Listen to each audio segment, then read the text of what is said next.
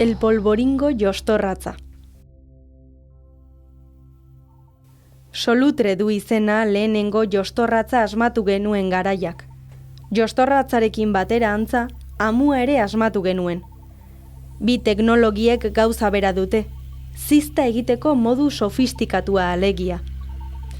Jostorratza, bai asmakuntza interesgarria, high-tech teknologia dela esango nuke. Hain da ona, hain ondo asmatuta, non ez baiten zipitzik ere aldatu joan diren 20.000 urteotan. 20.000, azkar esaten da. Eta zergatik sofistikatua, pentsatu duzue inoiz jostorratzak nola funtzionatzen duen?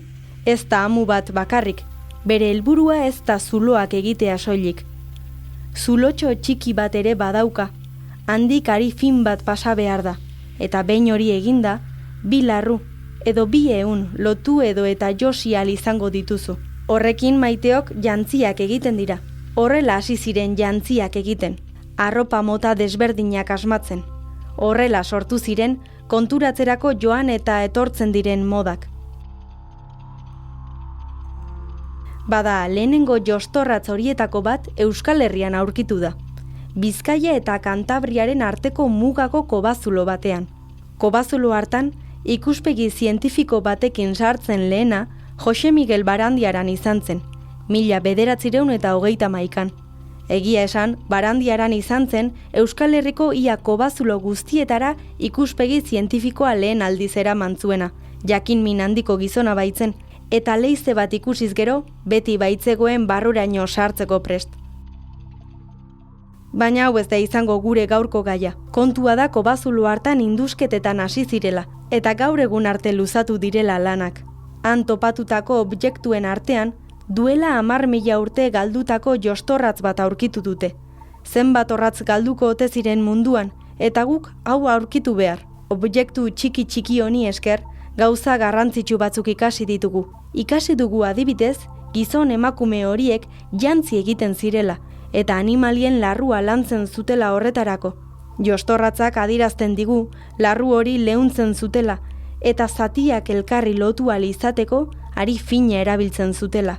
Eizatutako animaliaren zuntzen bat erabiliz behar bada, zurdak, tendoiak, eta prozesu horretan erabaki egin behar larrua nola moztu, zein pieza sortu, bata besteari nola josi. Probatu ere egin beharko ziren, ea ondo ematen zuten. Neurriz, itxuraz. Larru zati hori txikiegia da. Hobe da bestea jartzea, gehiago berotzen du. Handiegia da zuretzat, hau hobe niretzat. Jarri bestea. Nik nahiago dut zati hori, kolore politagoa dauka eta. Elkarrizketan aritu beharko zuten, nahita ez, orratz horren inguruan. Atsegina da besteak entzutea.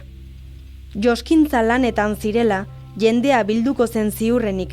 Zeri buruz hitz egingo ote zuten ari baten inguruan, jostorratza larru zati batetik bestera zioan bitartean.